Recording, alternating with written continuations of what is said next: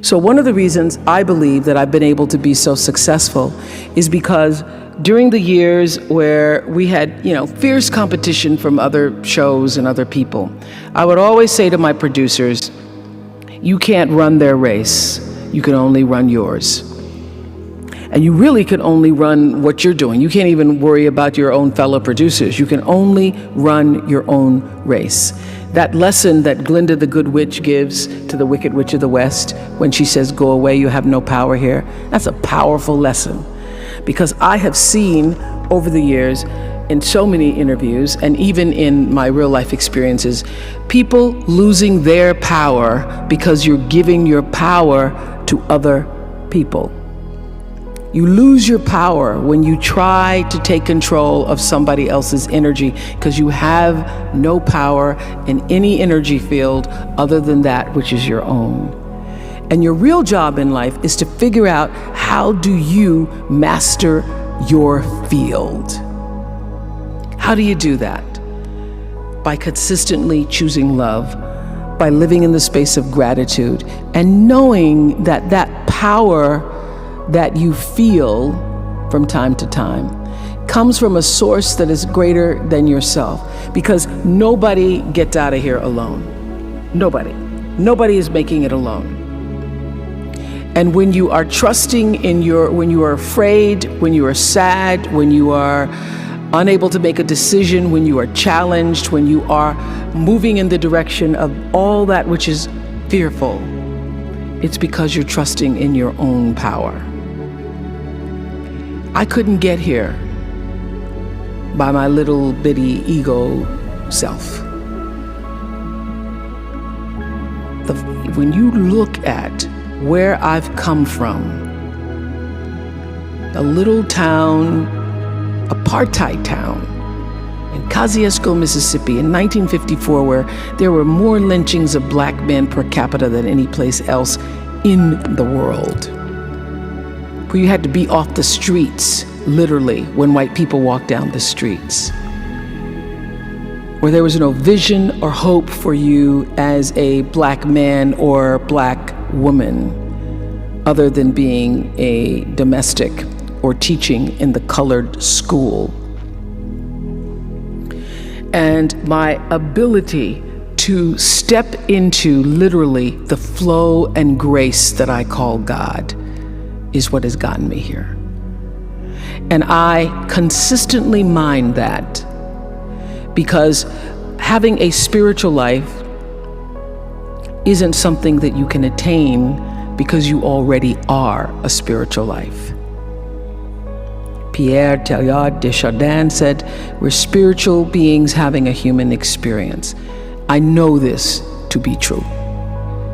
So it's not like you can go out seeking a spiritual life. You already are one. And the real job is for you to become aware of the soul's calling and the spirit that resides in, above, around, and through you, and be about the business of fulfilling that.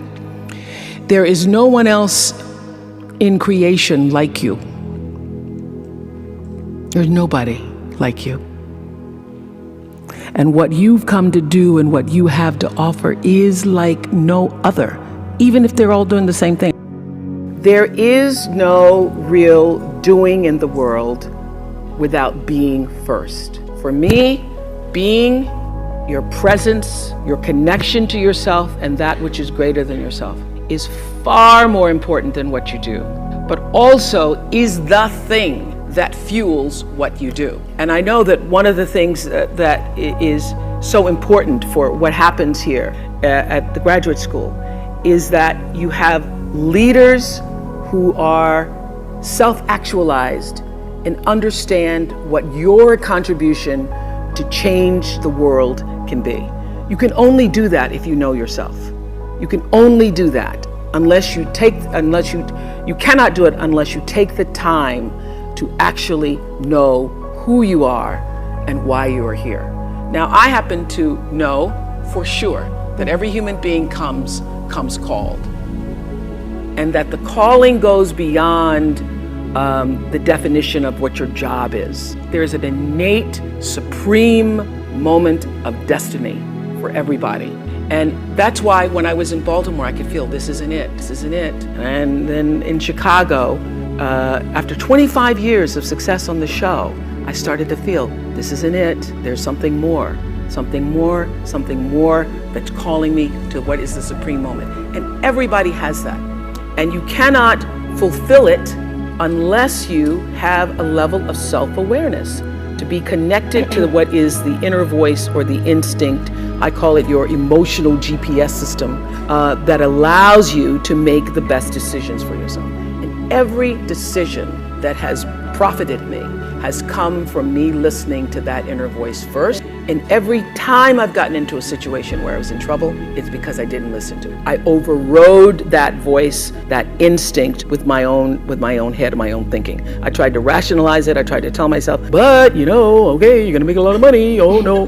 And so I sit here profitable, successful by all the definitions of the world. But what really, really, really resonates deeply with me is that I live a fantastic life. My inner life is really intact. I live from the inside out. And so everything that I have because I let it be fueled by who I am and what I realize my contributions to the planet. And what my real contribution is, it looks like I was a talk show host. It looks like, I'm in the movies. It looks like, I have a network. But my real contribution, the reason why I'm here, is to help connect people to themselves and the higher ideas of consciousness. I'm here to help raise consciousness. I live by the third law of motion in physics. For every action, there's an equal and opposite reaction. That is my religion. I know that what I'm thinking and therefore going to act on is going to come back to me in a circular motion, just like gravity, like what goes up comes down. And so what also propels the action is the intention.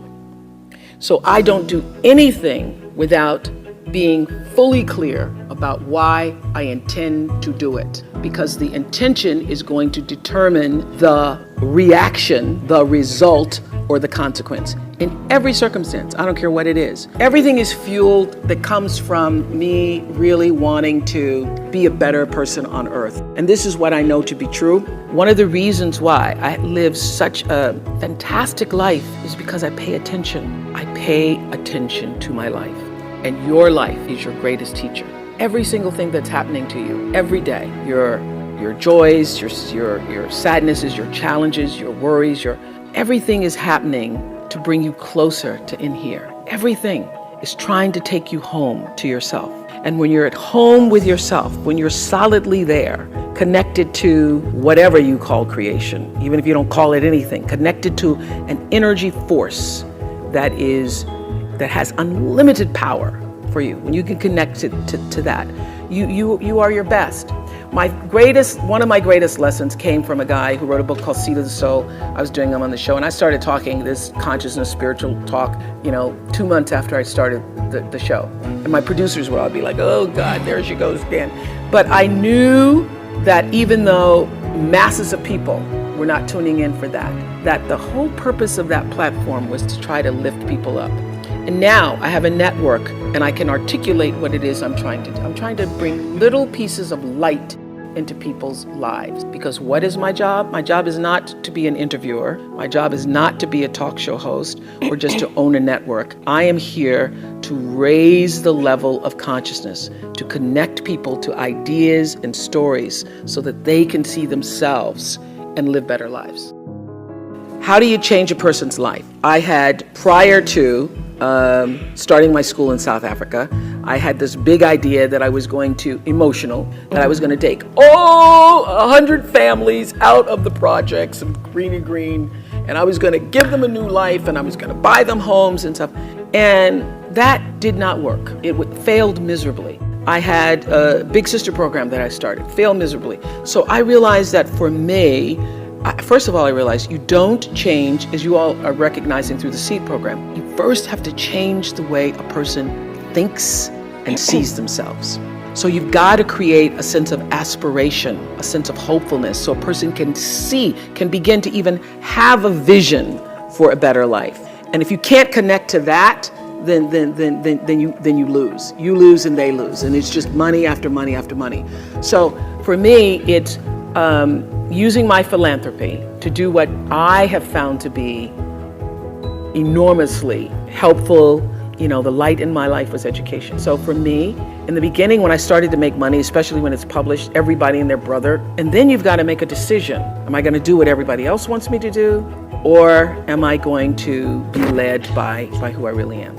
And I learned, as will happen to anybody who's successful in your family, people start treating you like the First National Bank, and you've got to decide. You've got to draw the boundaries yourself and decide how are you going to use your money, your talent, your time in such a way that it's going to serve you first, because if it doesn't allow you to be filled up, then you get depleted.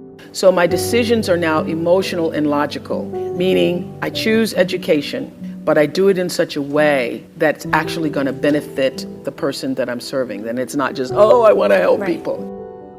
When people show you who they are, believe them the first time. Live your life from a point of view of truth, and you will survive everything. Everything. I believe even death. You will survive everything if you can live your life from a point of view of truth. That took me a while to get, pretending to be something I wasn't, wanting to be somebody I couldn't, but understanding deep inside myself, when I was willing to listen, that my own truth, and only my own truth, could set me free. Turn your wounds into wisdom. You will be wounded many times in your life. You'll make mistakes. Some people will call them failures. But I have learned that failure is really God's way of saying, excuse me, you're moving in the wrong direction. I remember being taken off the air in Baltimore, being told that I was no longer being fit for television and that I could not anchor the news because I used to go out on the stories. And my own truth was, even though I'm not a weeper, I would cry for the people in the stories, and which really wasn't very effective as a news reporter, to be covering a fire. And it wasn't until I was demoted as a on-air anchor woman and thrown into the talk show arena to get rid of me that I allowed my own truth to come through. And the first day I was on the air doing my first talk show back in 1978, it felt like breathing, which is what your true passion should feel like. It should be so natural to you. And so I took what had been a mistake, what had been perceived as a failure with my career as an anchor woman in the news business, and turned it into a talk show career that's done okay for me. Be grateful. I have kept a journal since I was 15 years old, and if you look back on my journal when I was 15, 16, it's all filled with, boy troubles, men troubles. My daddy wouldn't let me go to Shoney's with Anthony Odie, things like that. As I've grown older, I've learned to appreciate living in the moment, and I ask that you do too. I've asked all of my viewers in America and across the world to do this one thing. Keep a grateful journal. Every night, list 5 things that happened this day, in days to come, that you are grateful for. What it will begin to do is to change your perspective of your day and your life. I believe that if you can learn to focus on what you have, you will always see that the universe is abundant and you will have more. If you concentrate and focus in your life on what you don't have, you will never have enough. Be grateful. Keep a journal. Create the highest, grandest vision possible for your life, because you become what you believe. When I was a little girl, Mississippi, growing up on the farm, only buckwheat as a role model, watching my grandmother boil clothes in a big iron pot through the screen door because we didn't have a washing machine and made everything we had. I watched her and realized somehow inside myself and the spirit of myself that although this was segregated Mississippi and I was colored and female, that my life could be bigger, greater than what I saw. I remember being 4 or 5 years old. I certainly couldn't articulate it, but it was a feeling, and a feeling that I allowed myself to follow.